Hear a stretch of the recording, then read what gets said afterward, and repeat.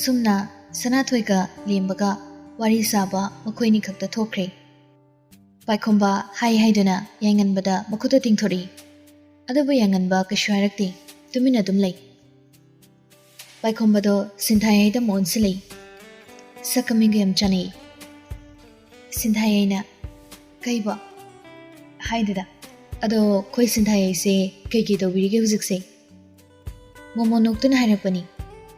सुम पंगलै लैदा कई तौरुनी ngawbana mo sinthayai mi ngawba yawnareko yariba nangso ado sinthayai se magun yamna lei nupani duda sinthayai do taga taga yingzari arawba momit ani duna yanganba sinthayai da pharyang ai adobu sinthayai na nupani duda muni yengduna leramba dobada karino khangdaba yulama phawbugum tawri paikhombana sinthayai nangi number amta pigera aidi phone paidi nangla na khalaba male chumna sum haibani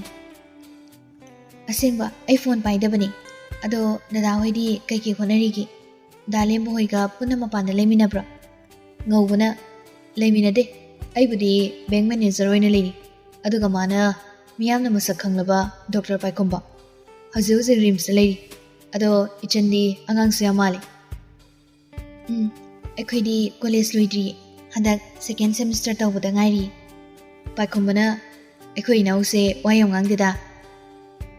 yangan bada onsunduna hairakpani sinthayai na oina madi masagini wa kya haina ngangdabani yangan bana nangna khangbiriba ha nange dogumba nupa khrobaga hengo hengo tawbada adudani aina nangse hinedrise yam tawbunga menangse asi haiduna leithoktuna chakri sinthayai ikaibana loiri maram chadana yanganbagi wasida mata singna ikaiba poi asumna numituma sohokri sanathoi ga lembaga phone da wari kanna sari lembana ai kiram hangene noina manabi sinthayai do arangarakta khara tawbra kamai dogi sanathoina kaide wanoda nupa amta khangadabani imanabi ni haibagi thagatpadi nati khoyai se adugi mati gyan tai moi mungdo kharadi wai ngarang yanganbana haikibado ngangkibado paikhombana tamakpado loina tami wafamdo tabada sanathoi hainingai leitena sawi kaisumara leitabi matada banana bibiduna khangsaw sawri mana nupi koiraga sinthayai de tainebado asengbagiro dadana haise ma khangnidana adugumba asi haiduna phone kakri lembana as kari nungi hairuba angang koi bisiriba sanathoi yanganbagi yumda laktuna lepari yangan mahrauna sanathoi chango mapana lepaga leidana sida phamo asi haiduna morama pi ai phambala panate marup amada kari wahi hairaka loina gani habise somna khangra male piglingai degi loina rupa marup ni khana ai nangda ka hinba wahi nongmata ngangde natra aida noi mung paisa pai haiba ai khangi awat palite haibisu ai khangi aduna lairaba midi mi oina ude natro nangi lupa khawjaw lersune nangi wangang ludabdo ai khoida di chanade nangna ibuna thak amada thambadusu ai khangi maramdi ai khoi mung izat amada hingi aduga sinthayai hoigi wai aduna nangna sinthayai bo kashulaitana khali haiba aina muna khangi haibige dajaw nangna sinthayai bo kashulaitana khanbado aigi phamdadi mamong magun leiba marup leiti aina nangso yaigum magundo chamana na khaluba ai lali wata padaba nangdi nungaina lei oirida bo khaldi mangdaba na phai nangna kanagumbi manuksibagum kanagumbi lairibi manaso nangmu nuksijai khana ai ya sabodo hanjin phathabani ase haiduna sanathoido sawna chatki yanganba sanathoina kauduna lehuwi adubu sanathoidi hanna yengamdana chakre majina tapna solei magi wakhaldana sinthayai tamlakpani haina khankre mabukta sinthayai bo warobo pokre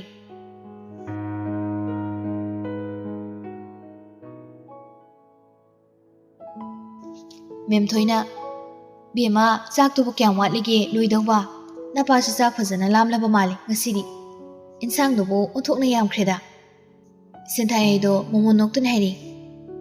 Ima, aina mabokhoi insang thongano haikibani. Chak chadabi ngairamu haikibani. Ngasai babana nga leiri en hairambani. Aina dukan thokpada thengnarami. Pijaningkhre ko nangna moi imungi khanbasina. Ado imana hainingbadi migi imungdudi miyamna masak khangnaribu imungni. Awat apa leitaba tawgeda ngamba imungni. Imphalda sune mayum inkol chawna leiribani. Asida mapana leikide haibagine. Sida sum leibagi wani. Nangi mabok jamuna se araiba nate ko mana arang arakta tawdabagi icham chamba sabani. Bema imana khangi nangna khalibo wakhaldo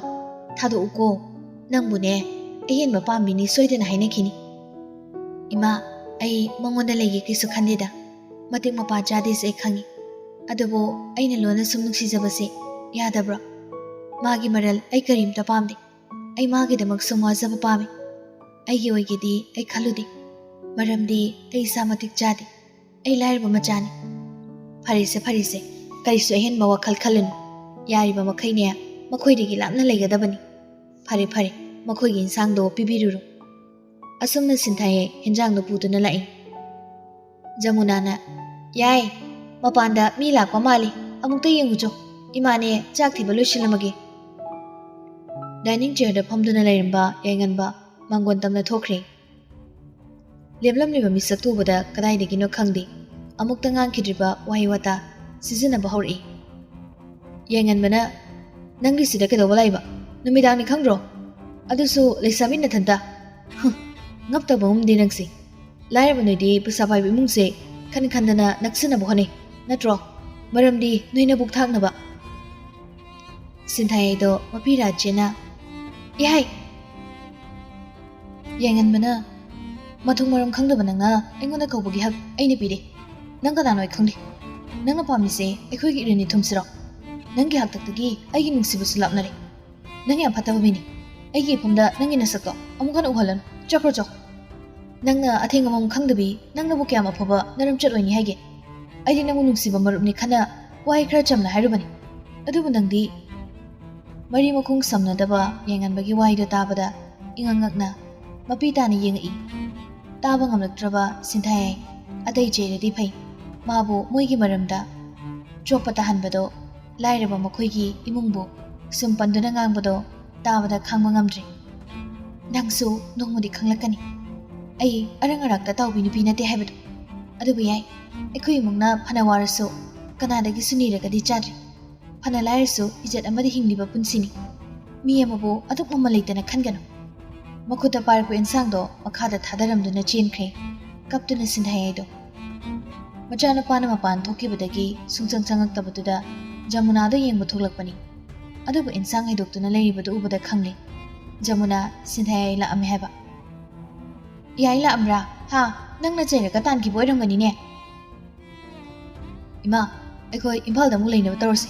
aisida makhata leingri hayumuk chatnaba toksi asi hairamduna imunglomda changkhre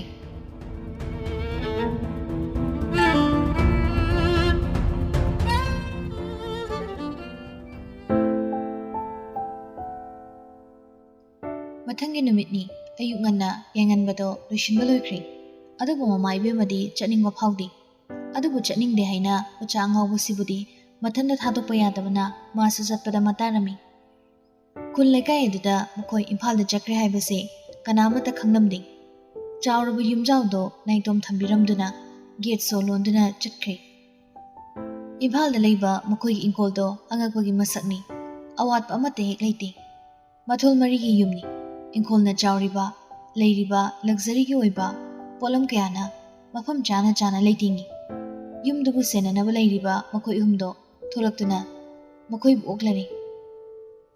Jamunana Ibeja ekhoise ayuktagi karimata janaktribani kari no nangna kita semu Ibejana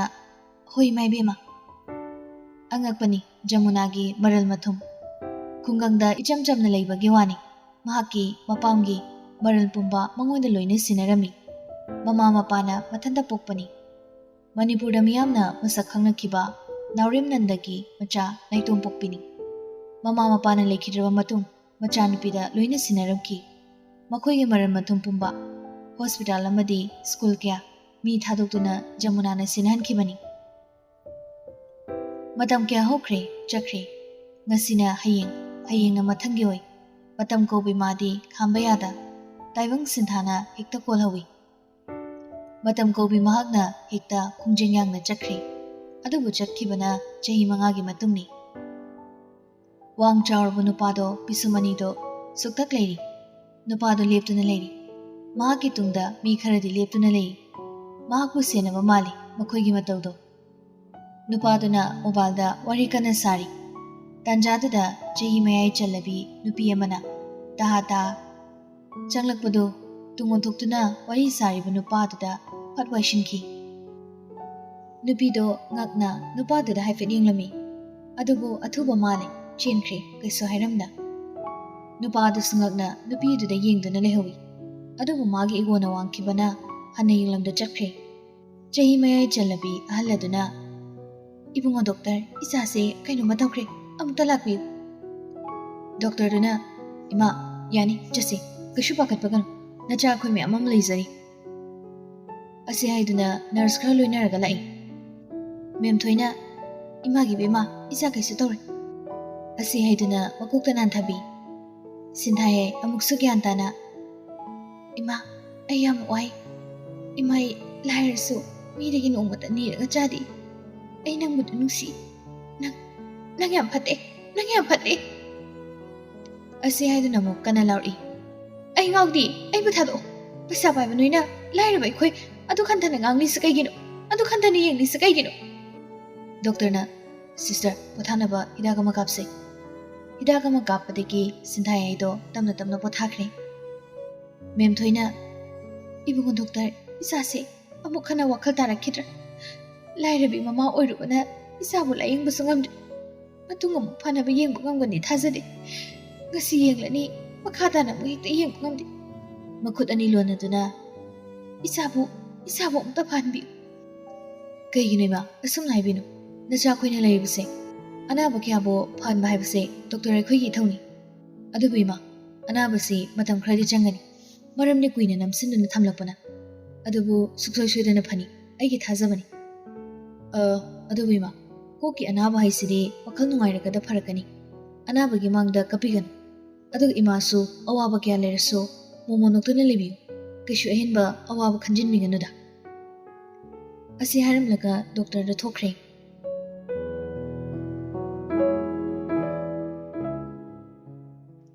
mathangi numitni sanathoido mau amagi mapi chapchana setuna hospital da lembaga puna lai sinthayagi manakta adubu tanjana chariso yainganbuso magi mi singa changli yainganbu ubada sanathoina sibu yainatro asi haiduna yainganmagi manak tamna changki lemuso ingangangna adumak inakhi saunakhiba mayamdo tungoinaram mahaki matasida pharade khana yainganbada wai khara hage khana changi yainatro yainganmada phatlai thori adubu sanathoina maphinana mawamagi chapchaba mapi setun lerbadobada kitang nungaizadi nungsiruba kaubana nakanda lembusu leptuna lerbaduda amukena nungaitaba poi yai ai nangona kariguma khra dagi dawbani kariwa ai ganangadi wari lermoida sanathoi makoldo kalaptongna leibagini aina harise tadabasu yar nangdi yam nungaina lermi aduga kanagumba mana ngasi mimadana leiri habise adusu nangidama waida tabada yanganba sanathoida ngakni yengi wase khresang mafam chama mada phajana phamlaga sasi matamse leido mane asi hariga chatki tawi adubu sanathoina nang chakkiber ngasidi aigi wata dana chakkiber nang thawai pandaba nasagi da khanba nupani pisa pikle kandagi nang muluna khanjarakpa aigi marup yaiduni ko nangse handaki waido tabada yenganba makung thangkong khangri chatpa ngamdi asam mafam chama mayengduna wari libhauri yai nang tasingna yamna thamoi kanmali maramdi nang aikhoi ga wawa kaisu ubide nang di nungaina lehem aduga mahakti yainganbado langtaknana sanathoi kedorgi aida phajana singhayo Sanathoi do mapidana kaptuna leikri. Yainganba lemadam onsilei. Tamo kai wano singnong taibiyo. Nang yam phate. Asi hairaga wari libauri. Nakoida insang tinba chatluraga halakpada Sinthaye imungda chenchanduna magi katamna chensanki. Memthoi machagi matawduda ngakna Bema nangmu kaidaurage Yai saksi chathosi napane chaba hokhrabani Phana kuina phau machanupido sukthok tholakti Kainuni sibo ta haja chensanki Asi haiduna machagi katamna changduna yenglubada Sinthaye do kaptuna lerambadu ui Isa kaidaure ha Bema isa kaidaurage Asi haiduna machago tapta paiduni yengi Kaisu thoidokpa tawdi Asumna nongmata tawdaba machani Adubu amukta asigumba machagi mata ukhidaba memthoi Adugi matik nungaiti Awaba kya lereso ayamba matamda momonto noktuna leiba machani Yai karigino isane kablibabo Nangi pendabado imada hayo Nangna asumna tawraka ima lengamdi Isabu kanana kari hairage ima satlaga jairuge Ima taibang bansida Ihin bapamda kanabu leibagi Lairab leibagi Inakon moisu leiban Kanan bu lairab oiningi Nungai ningba wata pada pangakta oiningban Adubu aneng awang khairiba Chanabi mahakse Yam patte Ekoi kegi lairamino Ekoi sina khulamadi Kihada nungai ni Pumnamak Chanabi mahaknani Pumnamak wasanani Asi haiduni yaido hiki klauna kapi Memthoina Yai isada kanana kari hari hayo Phana lairasu noibudi kanagi mating yaudana ngasi phawba aini yoglakpani Ima Chak jase haibusu yada amuk kap amuk mangduna ahing chupado tumdana nongankre Ayuk ngana memthoido majabu chak chadabani khanna Chini leiba chatlubani Lekaigi mau ama thingnei Mauduna Isi memthoi isi jamuna hoidi gate sololi Kadai da chakrabano khangdi Asumna nongmata tawdabani Moidagi pot amata lauke tawrubani Khangdi ne nongmata londabani Thabak chathokiba oiramganida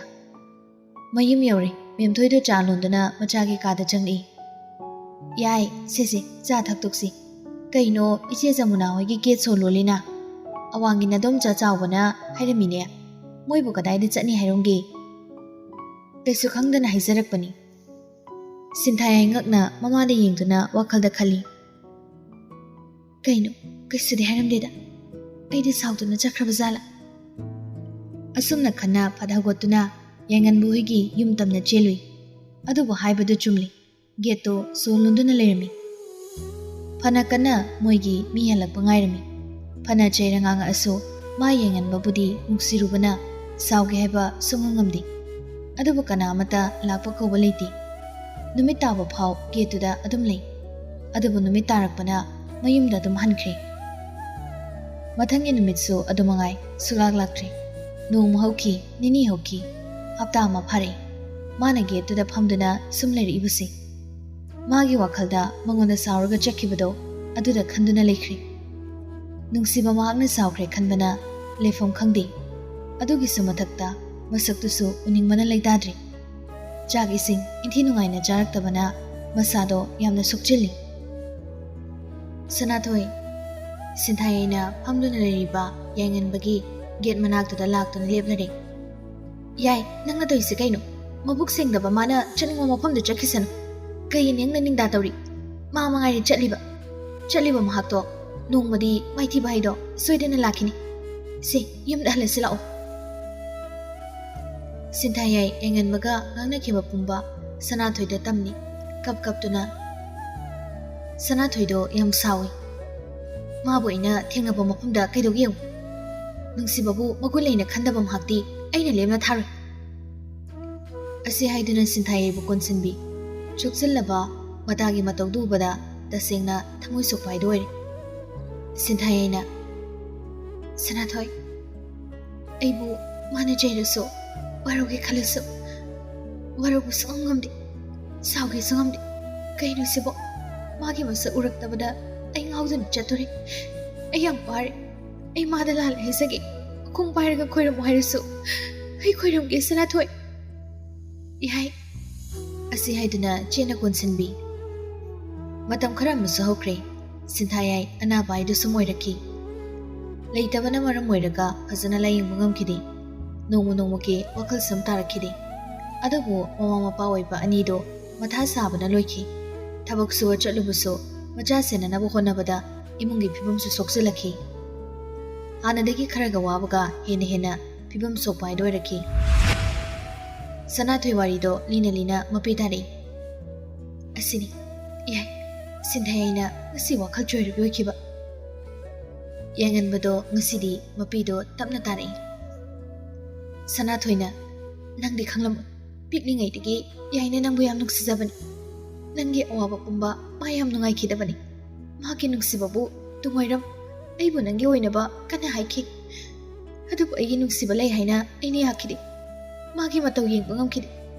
ꯁꯤ ꯅꯍꯥꯛꯅ ꯈꯪꯕꯤꯗꯦ ꯌꯥꯏ ꯅꯪ ꯌꯥꯝ ꯐꯠꯇꯦ ꯅꯪꯅ ꯑꯩꯒꯤ ꯏꯇꯥꯕꯨ ꯌꯥꯝ ꯋꯥꯍꯜꯂꯤ ꯅꯪꯕꯨ ꯑꯩꯅ ꯀꯟꯅ ꯊꯤꯈꯤꯕꯅꯤ ꯑꯗꯨꯕꯨ ꯑꯩ ꯅꯪꯕꯨꯗꯤ ꯐꯪꯕ ꯀꯧꯕ ꯂꯩꯈꯤꯗꯦ ꯄꯥꯎꯁꯦ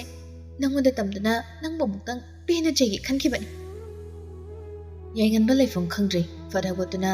ꯁꯤꯟꯊꯥꯌꯥꯏꯅ ꯂꯩꯔꯤꯕ ꯃꯥꯏꯀꯩꯗ ꯆꯦꯟꯈꯤ ꯃꯇꯧꯗꯨꯗ ꯃꯃꯣꯟ ꯅꯣꯡꯂꯩ ꯍꯧꯖꯤꯛꯇꯗ ꯁꯅꯥꯊꯣꯏꯗꯣ ꯂꯦꯝꯕꯅ ꯋꯥꯔꯤꯁꯦ ꯑꯩꯗꯤ ꯐꯤꯂꯝꯗꯣ ꯃꯥꯜꯂꯦꯕꯣ ꯑꯗꯣ ꯅꯪꯅ ꯀꯞꯄꯤꯗꯣ ꯏꯆꯥꯗꯨꯁꯨ ꯀꯞꯄꯅꯤꯀꯣ ꯁꯦꯠ ꯑꯣꯏꯔꯝꯕꯤ ꯅꯨꯄꯤꯗꯣ ꯂꯦꯝꯕꯗ ꯌꯦꯡꯗꯨꯅ ꯅꯣꯛꯁꯤꯜꯂꯛꯏ ꯌꯥꯏꯉꯟꯕ ꯁꯤꯟꯊꯥꯌꯥꯏꯕꯨ ꯀꯩꯁꯨ ꯍꯥꯏꯗ ꯆꯦꯅ ꯀꯣꯟꯁꯤꯜꯂꯤ ꯌꯥꯏ ꯑꯩ ꯌꯥꯝ ꯂꯥꯜꯂꯦ ꯅꯪꯕꯨ ꯑꯃꯨꯛ ꯍꯟꯅ ꯋꯥꯍꯜꯂꯔꯣꯏ ꯑꯩ ꯃꯨꯛ ꯄꯪꯕ ꯂꯩꯔꯝꯗ꯭ꯔꯦ ꯑꯁꯦꯡꯕ ꯅꯨꯡꯁꯤꯕ ꯃꯁꯛ ꯈꯪꯂꯝꯗ꯭ꯔꯦ ꯑꯩ ꯌꯥꯝ ꯂꯥꯜꯂꯦ ꯌꯥꯏ ꯑꯁꯤ ꯍꯥꯏꯗꯨꯅ ꯁꯤꯟꯊꯥꯌꯥꯏꯒꯤ ꯃꯈꯨꯠꯇ ꯄꯥꯏꯗꯨꯅ ꯃꯥꯒꯤ ꯃꯃꯥꯏꯗ ꯁꯤꯠ ꯊꯥꯖꯤꯜꯂꯤ ꯑꯗꯨꯕꯨ ꯅꯨꯄꯤꯗꯨꯅ ꯌꯥꯏꯉꯟꯕꯕꯨ ꯃꯁꯛ ꯈꯪꯂꯝꯗ꯭ꯔꯦ ꯀꯩꯅꯣ ꯃꯤꯗ ꯇꯥꯛ ꯄꯥꯏꯔꯤꯗꯦ ꯅꯪ ꯑꯣꯛꯇꯕ ꯃꯤꯔꯥ ꯍꯩꯅꯗꯦ ꯄꯥꯏꯔꯛꯀꯅꯨ ꯌꯥꯏꯉꯟꯕ ꯃꯥꯅ ꯈꯟꯕꯅ ꯃꯥꯕꯨ ꯃꯁꯛ ꯈꯪꯕꯤꯔꯝꯒꯅꯤ ꯈꯟꯅ ꯍꯔꯥꯎꯖꯔꯨꯕꯅꯤ ꯑꯗꯨꯕꯨ ꯁꯤꯟꯊꯥꯌꯥꯏꯒꯤ ꯃꯇꯧ ꯁꯨꯕꯗ ꯃꯥ ꯊꯃꯣꯏꯗ ꯄꯨꯕ ꯉꯝꯗ꯭ꯔꯤ ꯃꯥꯒꯤꯗꯃꯛ ꯑꯁꯨꯝꯅ ꯑꯣꯏꯈꯤꯕꯅꯤ ꯈꯟꯕꯗ ꯃꯄꯤꯗꯣ ꯂꯦꯞꯄ ꯂꯩꯇꯅ ꯇꯥꯔꯛꯏ ꯑꯩ ꯐꯠꯇꯕ ꯇꯥꯏꯕꯪꯄꯥꯟꯁꯤꯗ ꯀꯅꯥꯝꯇ ꯂꯩꯔꯝ ꯇꯅꯧꯔꯕꯤ ꯃꯥꯕꯨ ꯑꯩꯅ ꯍꯟꯖꯤꯟ ꯎꯠꯄꯤꯈꯤ ꯋꯥꯁꯟ ꯑꯩꯒꯤ ꯏꯔꯥꯜꯒꯤ ꯙꯟꯗꯤꯅꯤ ꯑꯁꯨꯝꯅ ꯍꯞꯇꯥ ꯑꯃꯃꯨꯛ ꯍꯧꯈ꯭ꯔꯦ ꯁꯤꯟꯊꯥꯌꯥꯏꯒꯤ ꯐꯤꯕꯝꯗꯤ ꯍꯣꯡꯕ ꯀꯧꯕ ꯂꯩꯇꯦ ꯌꯥꯏꯉꯟꯕ ꯇꯁꯦꯡꯅ ꯁꯤꯟꯊꯥꯌꯥꯏꯒꯤ ꯅꯨꯡꯁꯤꯕꯅ ꯃꯁꯥꯗ ꯂꯩꯐꯝ ꯈꯪꯗ꯭ꯔꯤ ꯑꯍꯤꯡ ꯀꯌꯥ ꯇꯨꯝꯗꯕꯅ ꯃꯁꯔꯛ ꯑꯣꯏꯔꯤ ꯁꯤꯟꯊꯥꯌꯥꯏꯕꯨ ꯁꯦꯟꯅꯕꯅ ꯃꯥꯒꯤ ꯃꯊꯧ ꯑꯣꯏꯈꯤ ꯅꯨꯡꯇꯤꯒꯤ ꯁꯤꯟꯊꯥꯌꯥꯏꯗ ꯂꯥꯜꯂꯦ ꯍꯥꯏꯅ ꯍꯟꯖꯤꯟ ꯍꯥꯏꯖꯕꯅ ꯃꯁꯔꯛ ꯑꯣꯏꯔꯤ ꯑꯗꯨꯕꯨ ꯈꯪꯕꯤꯗꯧꯕ ꯃꯥꯅ ꯈꯪꯕꯤꯗꯦ ꯃꯦꯝꯊꯣꯏꯗꯁꯨ ꯂꯥꯜꯂꯦ ꯍꯥꯏꯅ ꯍꯥꯏꯖꯩ ꯑꯗꯨꯕꯨ ꯃꯦꯝꯊꯣꯏ ꯀꯩꯁꯨ ꯍꯥꯏꯗꯦ ꯃꯄꯤ ꯇꯥꯕ ꯅꯠꯇꯅ ꯃꯃꯥ ꯑꯣꯏꯔꯁꯨ ꯎꯄꯥꯏ ꯂꯩꯇꯕꯤ ꯑꯃꯒꯨꯝ ꯃꯔꯝꯗꯤ ꯃꯥꯒꯤ ꯃꯆꯥ ꯋꯥꯈꯜ ꯂꯥꯛꯇꯕꯅ ꯑꯁꯨꯝꯅ ꯊꯥ 9ꯒꯤ ꯃꯇꯨꯡꯅꯤ ꯅꯨꯄꯤꯗꯨ ꯅꯣꯛꯃꯤ ꯇꯧꯗꯨꯅ ꯅꯨꯄꯥꯗꯨꯗ ꯑꯣꯟꯁꯤꯜꯂꯛꯏ ꯑꯩꯁꯦ ꯏꯀꯥꯏꯕ ꯌꯥꯝꯅ ꯈꯪꯗꯕ꯭ꯔꯥ ꯌꯥꯏ ꯑꯩꯅ ꯅꯪꯕꯨ ꯅꯨꯡꯁꯤꯕꯗꯤ ꯅꯪꯒꯤ ꯅꯔꯜꯗ ꯌꯦꯡꯗꯨꯅ ꯅꯨꯡꯁꯤꯈꯤꯕ ꯅꯠꯇꯦ ꯑꯩꯅ ꯈꯟꯖꯈꯤ ꯑꯩ ꯅꯪꯒꯤ ꯑꯣꯏꯕꯗ ꯃꯇꯤꯛ ꯆꯥꯗꯦ ꯍꯥꯏꯅ ꯑꯩ ꯅꯪꯉꯣꯟꯗ ꯂꯩꯒꯦ ꯈꯟꯈꯤꯕ ꯂꯩꯇꯦ ꯑꯗꯨꯕꯨ ꯅꯨꯡꯁꯤꯖꯕꯗꯤ ꯀꯩꯁꯨ ꯀꯥꯏꯗꯕ꯭ꯔꯥ ꯍꯥꯏꯅ ꯈꯟꯖꯈꯤ ꯐꯣꯡꯗꯣꯛꯄꯗꯤ ꯉꯝꯗ ꯑꯗꯨꯒꯤ ꯃꯇꯤꯛ ꯋꯥꯅ ꯅꯪꯕꯨ ꯅꯨꯡꯁꯤꯖꯈꯤ ꯅꯪꯅ ꯁꯅꯥꯊꯣꯏ ꯅꯨꯡꯁꯤꯕꯗ ꯑꯩ ꯀꯌꯥꯝ ꯀꯜꯂꯛꯏ ꯈꯪꯕ꯭ꯔꯥ ꯑꯩ ꯑꯍꯤꯡ ꯀꯌꯥ ꯀꯞꯈꯤ ꯅꯪꯗꯤ ꯈꯪꯉꯝꯃꯣꯏ ꯑꯗꯨꯕꯨ ꯄꯦꯟꯊꯣꯛꯄꯅ ꯑꯩꯒꯤ ꯏꯊꯧ ꯑꯣꯏꯈꯤ ꯌꯥꯏ ꯌꯥꯏꯉꯟꯕꯅ ꯑꯃꯨꯛ ꯌꯥꯏ ꯑꯩꯕꯨ ꯏꯀꯥꯏꯕ ꯍꯟꯖꯤꯟ ꯄꯤꯔꯅꯨ ꯑꯩ ꯂꯥꯜꯂꯦꯕ ꯅꯪꯒꯤ ꯅꯨꯡꯁꯤꯕꯗꯣ ꯑꯩ ꯈꯪꯂꯦꯕ ꯑꯍꯥꯟꯕꯗꯗꯤ ꯑꯩꯅ ꯈꯪꯉꯨꯗ꯭ꯔꯤ ꯌꯥꯏꯉꯟꯕꯗꯨ ꯀꯦꯁꯟꯅꯩ ꯁꯤꯟꯊꯥꯌꯥꯏꯒꯤ ꯃꯔꯥꯏꯕꯛꯇꯨꯗ ꯅꯨꯡꯁꯤꯅ ꯆꯨꯞꯄꯤꯔꯛꯏ ꯌꯥꯏ ꯑꯩ ꯅꯪꯕꯨ ꯑꯃꯨꯛ ꯍꯟꯅ ꯊꯥꯗꯣꯛꯇꯨꯅ ꯆꯠꯂꯔꯣꯏ ꯅꯪꯒꯤ ꯅꯨꯡꯁꯤꯕꯗꯣ ꯑꯩ ꯈꯪꯉꯦ ꯑꯩꯅ ꯅꯪꯕꯨ ꯌꯥꯝ ꯅꯨꯡꯁꯤ ꯄꯨꯝꯅꯃꯛ ꯅꯪꯅ ꯑꯣꯏꯔꯦ ꯌꯥꯏ ꯃꯇꯥꯡ ꯑꯁꯤꯗ ꯋꯥꯔꯤ ꯃꯆꯥ ꯑꯁꯤꯒꯤ ꯑꯔꯣꯏꯕ ꯕꯟꯗꯨꯞ ꯑꯣꯏꯖꯔꯤ ꯔꯥꯏꯇꯔꯒꯤ ꯁꯥꯏꯠꯇꯒꯤ ꯑꯏꯕ ꯈꯔ ꯊꯝꯕꯤꯔꯛꯏ ꯃꯗꯨꯗꯤ ꯋꯥꯔꯤꯁꯤ ꯁꯣꯏꯈꯤꯕ ꯀꯌꯥ ꯌꯥꯎꯔꯕꯁꯨ ꯃꯤꯌꯥꯝꯅ ꯉꯥꯛꯄꯤꯒꯅꯤ ꯑꯗꯨꯒ ꯅꯤꯡꯉꯣꯜ ꯅꯥꯆꯣꯝꯒꯤ ꯆꯦꯅꯦꯜ ꯑꯁꯤꯕꯨꯁꯨ ꯍꯥꯏꯅꯤꯡꯉꯥꯏ ꯂꯩꯇꯅ ꯊꯥꯒꯠꯄ ꯐꯣꯡꯗꯣꯛꯆꯔꯤ ꯃꯇꯨꯡꯗ ꯐꯖꯕ ꯋꯥꯔꯤ ꯀꯌꯥ ꯑꯃ ꯍꯥꯞꯄ ꯉꯝꯕ ꯑꯣꯏꯖꯒꯦ ꯅꯤꯡꯉꯣꯜ ꯅꯥꯆꯣꯝꯒꯤ ꯃꯔꯤ ꯂꯩꯅꯕ ꯈꯨꯗꯤꯡꯃꯛ ꯑꯃꯨꯛ ꯍꯟꯅ ꯊꯥꯒꯠꯆꯔꯤ ꯏꯅꯥꯎꯅꯨꯄꯤ ꯂꯨꯋꯥꯡꯉꯥꯟꯕꯤꯕꯨꯁꯨ ꯑꯃꯨꯛ ꯍꯟꯅ ꯊꯥꯒꯠꯆꯔꯤ ꯑꯁꯣꯏꯕ ꯄꯨꯝꯅꯃꯛ ꯇꯥꯕꯤꯔꯤꯕ ꯈ꯭ꯋꯥꯏ ꯄꯨꯝꯅꯃꯛꯅ ꯉꯥꯛꯄꯤꯌꯨ